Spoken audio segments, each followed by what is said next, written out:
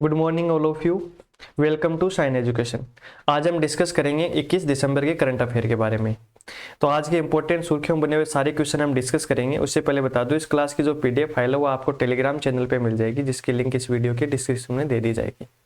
तो देखो, हमारे इंपॉर्टेंट क्वेश्चनों में सबसे पहला क्वेश्चन है, हाल ही में चर्चित काकरापार यूनिट 4, किसकी बात हो रही है यहाँ पे? हाल ही में चर्चित काकरापार यूनिट 4 विद्युत परियोजना कहाँ स्थित है? तो अभी ये हाल ही में चर्चा में है, क्योंकि ये यूनिट 4 का अभी इन्होंने ये शुरू की है, तो ये रहेगी सूरत में, यानी हमारा ऑप्शन 2 यहाँ पे करेक्ट हो जाएगा।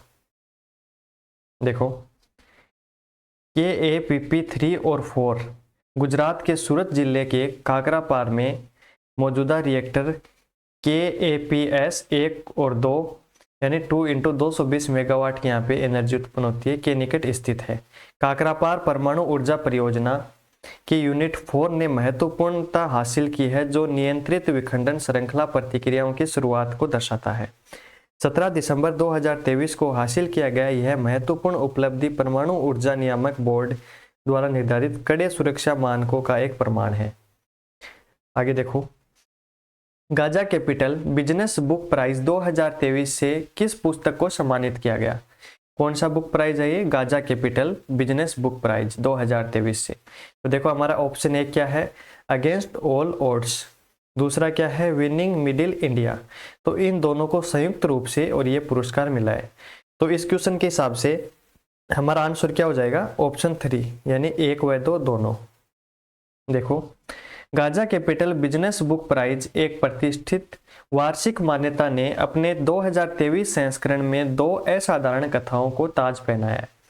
कौन कौन से? देखो, against all odds the IT story of India, ये इसका पूरा नाम है। और सेकंड क्या है? Winning middle India the story of India's new age entrepreneurs, ये इनका नाम है।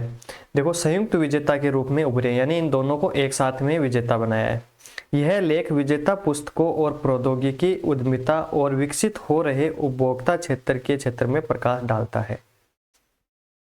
अगला क्वेश्चन देखो, हाल ही में इंडियन स्ट्रीट प्रीमियर लीग में मुंबई टीम के मालिक कौन बने हैं? तो अभी हाल ही में इनके मालिक कौन बने हैं? तो आंसर रहेगा अमिताभ बच्चन, यानी हमारा ऑप्शन 3 यहाँ पे राइट आंसर हो जाएगा। Indian street premier league. देखो, अमिताभ बच्चन ने इंडियन स्ट्रीट प्रीमियर लीग यानी ISPL में मुंबई की टीम खरीदी है। अक्षय कुमार ने इंडियन स्ट्रीट प्रीमियर लीग की श्रीनगर टीम खरीद ली है। यानी क्वेश्चन आ जाए कि मुंबई टीम की बात हो तो कौन है? अमिताभ बच्चन, और श्रीनगर टीम की बात आए तो अक्षय कुमार। ISPL के मैच 2 से 9 मार्च 2024 तक खेले जाने हैं।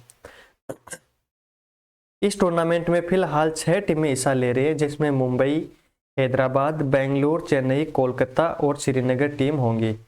इस टूर्नामेंट में सभी मैच कहाँ पे खेले जाएंगे? मुंबई में ही। आगे देखो, एक साल में 100 मिलियन यात्रियों को ले जाने वाली पहली भारतीय एयरलाइन कौन बनी है? यानी एक साल में, यानी एक कैलेंडर वर्ष में 100 मिलियन यात्रियों को ले जाने वाली पहली भारतीय एयरलाइन कौन बनी है? तो आंसर क्या रहेगा? इंडिगो, यानी हमारा ऑप्शन 1 यहाँ पे राइट आंसर हो जाएगा, इंडिगो। भारतीय एयरलाइंस इंडिगो ने घोषणा की है कि वह एक कैलेंडर वर्ष में 100 मिलियन यात्रियों को ले जाने वाली पहली भारतीय विमान यात्रा का इतिहास रचाया है। नवंबर में इंडिगो ने घरेलू बाजार में अपना पोर्टफोलियो बनाया और यात्रियों की संख्या में 61.8% की बढ़त हासिल की है, जो दूसरी रैंकिंग वाली एयर इंडिया से लगभग 6 गुना अधिक थी।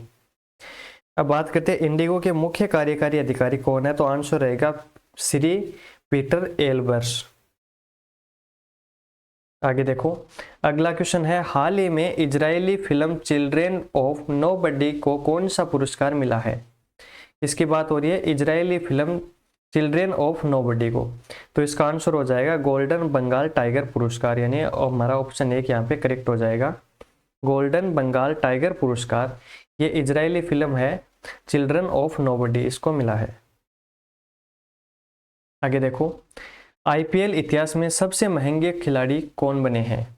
तो अभी हाल ही में ये बहुत चर्चा में रहा है क्वेश्चन, कि अभी जो अभी खिलाड़ियों की अभी चर्चा हुई थी, उसमें सबसे महंगे खिलाड़ी अभी कौन बने हैं? तो आंसर हो जाएगा मिचेल स्टार्क। और ये 24.75 करोड़ रुपए में अभी खरीदे गए हैं। देखो, ऑस्ट्रेलिया के तेज गेंदबाज मिचेल स्टार्क आईपीएल इतिहास के सबसे महंगे खिलाड़ी बन गए हैं। कोलकाता नाइट राइडर्स ने 24 करोड़ 75 लाख रुपए में मिचेल स्टार्क को अपने खेमे में शामिल कर लिया है। अब बात करते हैं सेकंड पे कौन रहा, तो आंसर हो जाएगा पैट कमिंस को सनराइजर हैदराबाद ने 20.50 करोड़ रुपए में बोली लगा के अपने खेमे में शामिल किया है। तो यानी सबसे टॉप पे कौन है, तो आंसर क्या रहेगा, मिचेल स्टार्क। और सेकंड पे कौन है, तो पैट कमिंस। और इसकी वैल्यू क्या है, 24.75 और इनकी है 20.50 करोड़। आगे देखो, NHAI ने त्वरित आपातकालीन प्रतिक्रिया के लिए कौन सा मोबाइल ऐप लॉन्च किया है, तो इसका आंसर क्या रहेगा, आंसर हो जाएगा ERS, यानी हमारा ऑप्शन एक यहाँ पे करेक्ट हो जाएगा। देखो, कंप्यूटर एडेड डिस्पैच सिस्टम के साथ मिलकर NHAI ने ERS यानी फुल फॉर्म क्या हो जाएगी, emergency response system mobile application का अनावरण किया है। यह सामंजस्यपूर्ण मंच के रूप में कार्य करते हुए यह एप्लीकेशन ऑन रोड इकाइयों को प्रेषण संबंधित जानकारी के लिए सुचारू रिले की सुविधा प्रदान करता है। आगे देखो, अगला क्वेश्चन है, हाल ही में कुशल मजदूरों के अधिकारों की रक्षा के लिए NSDC किसके साथ MOU साइन किया है, तो NSDC की फुल फॉर्म क्या हो जाएगी, नेशनल स्किल डेवलपमेंट कॉरपोरेशन। तो इसका आंसर क्या हो जाएगा, सऊदी अरब, यानी हमारा ऑप्शन 4 यहाँ पे राइट आंसर हो जाएगा कि भारत ने सऊदी अरब के साथ मिलके और ये MOU साइन किया है। राष्ट्रीय कौशल विकास निगम NSDC ने भारत के कुशल श्रमिकों के अधिकारों की रक्षा के लिए सऊदी अरब सरकार के साथ एक समझौता ज्ञापन यानी MOU हस्ताक्षर किए हैं। NSDC के CEO वेदमणि तिवारी ने कहा, भारत में कुशल मजदूर NSDC में अपना पंजीकरण करा सकते हैं, जिसके बाद हमें पता चल जाएगा कि वे कहाँ जा रहे हैं, किस काम के लिए और किसके साथ काम करेंगे। तो इसके लिए ये अभी MOU साइन हुआ है। तो एक तो इसमें इंपॉर्टेंट याद ये रखना कि NSDC के CEO कौन है, तो आंसर रहेगा वेदमणि तिवारी। नेक्स्ट क्वेश्चन देखो, हाल ही में कोरोना का नया वेरिएंट JN-Fest किस राज्य में मिला, तो इसका आंसर हो जाएगा केरल में, यानी ऑप्शन 3 हमारा यहाँ पे करेक्ट हो जाएगा। अभी ये सुर्खियों में बना हुआ है, फिर से थोड़े थोड़े वहाँ पे केस मिलने शुरू हो गए हैं और इसका नया वेरिएंट है JN-Fest। देखो, हाल ही में केरल राज्य में कोरोना का नया वेरिएंट JN-Fest मिला है। इसके बाद भारत सरकार कोरोना के लिए एडवाइजरी जारी की है। वेरिएंट JN-Fest कोरोना के वेरिएंट BA.286 का सब वेरिएंट है और कोरोना एक वायरस जनित रोग है। आगे देखो, नेक्स्ट क्वेश्चन है, संयुक्त राष्ट्र द्वारा वर्ष 2024 को किस रूप में घोषित किया गया, तो इसका आंसर क्या हो जाएगा, आंसर रहेगा अंतर्राष्ट्रीय केमलिट्स वर्ष, यानी ऑप्शन 3 हमारा यहाँ पे राइट हो जाएगा। ये तो बात हो गई 2024 की। अगर क्वेश्चन पूछे कि 2023 का जो वर्ष था वो किस नाम से घोषित किया था, तो वो आंसर क्या रहेगा, बाजरा, अंतर्राष्ट्रीय बाजार है ये तो, लेकिन ये बाजरा हो जाएगा। देखो आगे देखते हैं, बाजार वर्ष है, सॉरी। देखो, हाल ही में संयुक्त राष्ट्र ने वर्ष 2024 को अंतर्राष्ट्रीय केमलिट्स वर्ष घोषित किया। वर्ष 2023 को संयुक्त राष्ट्र द्वारा अंतर्राष्ट्रीय बाजार वर्ष घोषित किया गया था। संयुक्त राष्ट्र एक अंतर्राष्ट्रीय संगठन है जिसकी स्थापना 24 अक्टूबर 1945 को हुई और मुख्यालय कहाँ पे है, न्यूयॉर्क में। तो 2023 की बात आ जाए तो बाजार दिवस, बाजार वर्ष, और 2024 की आ जाए तो केमलिट्स वर्ष। ये ऊंटों के लिए है, ऊंटों को प्रोत्साहन देने के लिए। आगे देखो, 5th टेनिस प्रीमियर लीग 2023 किसने जीती, तो इसका आंसर क्या रहेगा, इसका आंसर हो जाएगा बेंगलुरु मैवरिक्स, यानी ऑप्शन 4 हमारा यहाँ पे करेक्ट रहेगा। बंगाल विजार्ड्स को हराकर बेंगलुरु मैवरिक्स ने 5th टेनिस प्रीमियर लीग 2023 का खिताब जीता है। 5th टेनिस प्रीमियर लीग 2023 में 8 टीमों ने भाग लिया था। 5th tennis premier league 2023 Sumit Nagal सबसे महंगे खिलाड़ी थे जिन्हें गुजरात पैंथर्स ने खरीदा था।